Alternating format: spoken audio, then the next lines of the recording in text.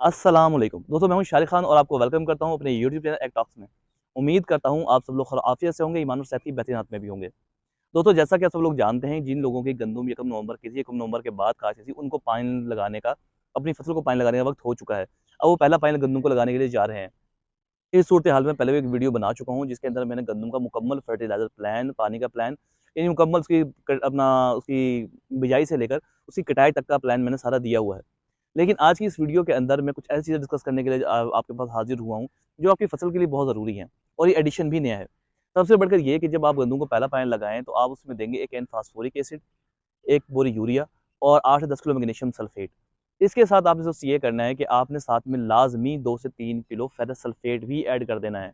आप zinc add करना चाहते हैं, ज़िंक भी ऐड कर दें, अगर पोटाश तो पोटाश भी ऐड कर सकते हैं। लेकिन आप साथ में लाज़मी दफ़ा 2 से 3 किलो फेरस सल्फेट ऐड करके देखें और कमाल देखें कि आपको रिज़ल्ट क्या मिलते हैं। फेरस सल्फेट, जिसको कि मार्केट में आयरन सल्फेट के नाम से भी जाना जाता है। दोस्तों, इसके अंदर आयरन होता है और ये एक ऐसा न्यूट्रिएंट है जो ना सिर्फ पौधों के लिए बल्कि इंसान के लिए भी बहुत ज़्यादा लाज़मी होता है।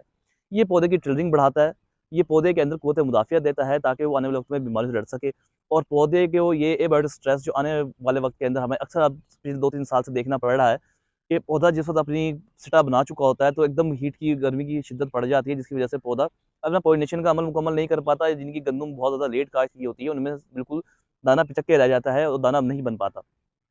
ये उस सूरत हाल के अंदर भी बहुत अहम किरदार अदा करता है। तो इसके बाद बात करते हैं कि ये इंसानों के लिए ज़रूरी है। इंसानों के अंदर आप जानते हैं, जैसा कि आज तो पाकिस्तान में बहुत ज़्यादा लोगों के अंदर आयरन डेफिशिएंसी का शिकार हो रहे हैं, आयरन की कमी का शिकार हो रहे हैं। उस सूरत हाल में भी हमारी ग़िज़ाई ज़रूरत का बहुत ज़्यादा अहम हिस्सा है। मार्केट में बहुत कम कीमत में मिल जाता है, ये सिर्फ़ 2 से अपना मार्केट के अंदर ही 2 से 3 किलो आपको मिल जाएगा, 300 से साढ़े 300 रुपए तक की रेंज के अंदर। ये मार्केट में ₹100 से लेकर ₹150 तक किलो पर केजी के हिसाब से दस्तयाब होता है। इसको आप मार्केट में आराम से बाय कर सकते हैं। और जिन इलाकों में ये नहीं मिलता, उनके लिए बता दूँ कि इंशाअल्लाह ताला मैं अपनी नेक्स्ट वीडियो में बताऊँगा कि अगर आपको फेरस सल्फेट अवेलेबल ना हो, तो आप घर पे मौजूद सामान से कैसे फेरस सल्फेट तैयार कर सकते हैं। जी हाँ, बिल्कुल, इसको घर पे तैयार करना बहुत ज़्यादा मुमकिन है और बहुत आसान भी है। तो दोस्तों, जब आप इसको तैयार करेंगे, ज़मीन में फ्लड करेंगे, उसके बाद इंशाअल्लाह आप इसके रिज़ल्ट देखेंगे और मुझे उम्मीद करता हूँ कि अपनी दुआओं में याद रखेंगे। ये आपको बहुत फ़ायदा देगा। और सबसे बढ़कर ये कि आपकी फ़ैमिली के लिए, जो आप गंदम काश्त करते हैं, उसके लिए बहुत अहमियत का हामिल है ये। आजकल डॉक्टर्स वगैरह तमाम फीमेल्स के लिए, औरतों के लिए ज़्यादातर फोलिक एसिड रिकमेंड करते हैं, आयरन टैबलेट्स रिकमेंड करते हैं। उसकी वजह यही होती है कि हमारी ज़मीनों के अंदर इसकी कमी होती है, हमारी फसलों में इसकी कमी होती है। ये हमारी खुराक का हिस्सा नहीं बन पाता।